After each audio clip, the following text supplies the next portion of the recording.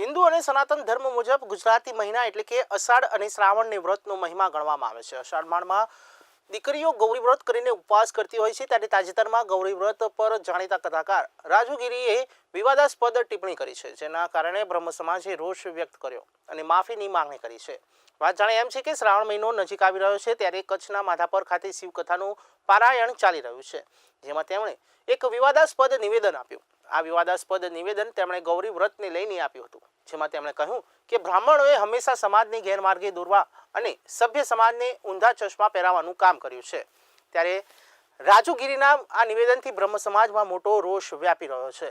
શ્રી સમસ્ત ગુજરાત બ્રહ્મ સમાજમાં રાજ્ય કક્ષાના અધ્યક્ષ શ્રી અશ્વિનભાઈ ત્રિવેદી અને બ્રહ્મ સમાજના આગેવાન હેમાંગ રાવલે પ્રતિક્રિયા આપી હતી અને રોષ વ્યક્ત કર્યો હતો। જય પરશુરામ।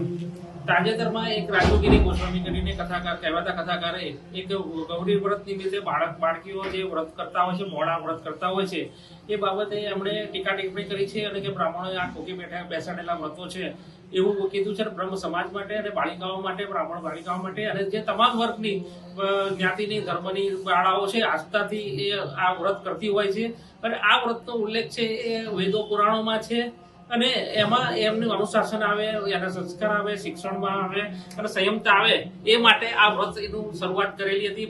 પાર્વતીજીએ પણ આ વ્રત શિવજીને પામવા માટે કરેલા, તો એવા આ પવિત્ર જે છે વ્રત એના ઉપર ટીકા ટિપ્પણી કરવાનો એને વ્યાસપીઠ પરથી કોઈ અધિકાર નથી। બ્રહ્મ સમાજનું એને અપમાન કર્યું છે, બાળકીઓનું અપમાન કર્યું છે, સર્વ જ્ઞાતિની બાળકીઓ, ધર્મની બાળકીઓ જે આ આસ્થાથી પૂજાપાઠ કરતી હોય છે અને જે વ્રત રાખતી હોય, મોડાકા વ્રત રાખતી હોય છે, એ તમામનું એને અપમાન કર્યું છે। તો સમસ્ત ગુજરાત બ્રહ્મ સમાજ રાજ્ય કક્ષાના અધ્યક્ષ તરીકે હું ડોક્ટર અશ્વિન ત્રિવેદી આને સખત શબ્દોમાં વખોડી નાખું છું અને આ કહેવાતા કથાકાર રાજુગીરી છે એને આ બ્રહ્મ સમાજની, તમામ સમાજની અને જ્ઞાતિની અને આ બાળકીઓની માફી માંગવી જોઈએ તાત્કાલિક અસરથી, નહીંતર પછી એના વિરુદ્ધ કાયદેસરની કાર્યવાહી કરવામાં આવશે અને બદનક્ષીનો એક દાવો પણ કરવામાં આવશે અને એની જવાબદારી એ રાજુગીરીની રહેશે। તો હું સર્વને અપીલ કરું છું કે આનો સખત શબ્દોમાં વખોડી નાખો અને આ વ્રતો છે એ વેદો પુરાણો અને આદિકાળથી ચાલે આવ્યા છે, એ કોઈ બ્રાહ્મણોએ ઠોકી બેસાડેલા આ વ્રત નથી અને દરેક લોકો આસ્થાથી પોતાની ફરજ સમજી નિષ્ઠાથી વ્રત કરતી હોય બાળકીઓ,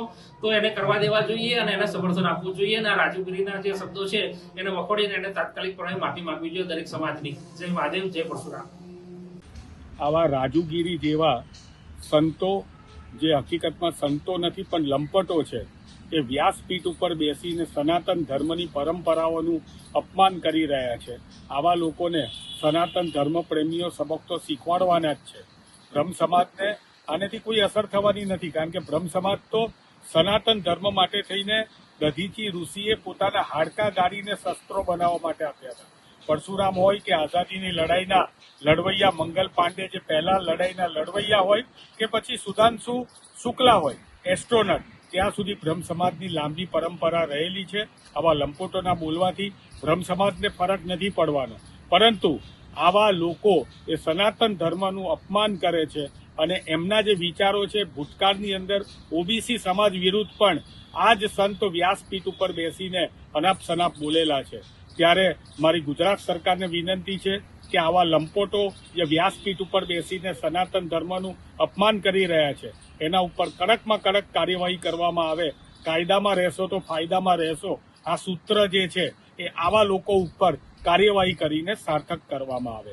સમસ્ત ગુજરાત બ્રહ્મ સમાજ આવા લંપટ સાધુઓ કે જે વ્યાસપીઠ ઉપર બેસીને સનાતન ધર્મનું અપમાન કરે છે એનો સતત વિરોધ કરે છે અને વિરોધ કરશે અને ભવિષ્યની અંદર જો આવા લોકો બંધ નહીં થાય તો એના ઉપર કાયદેસરની કાર્યવાહી સિવાય અન્ય પગલાં લેવા માટે પણ અમે અત્યારે ચીમકી આપીએ છીએ।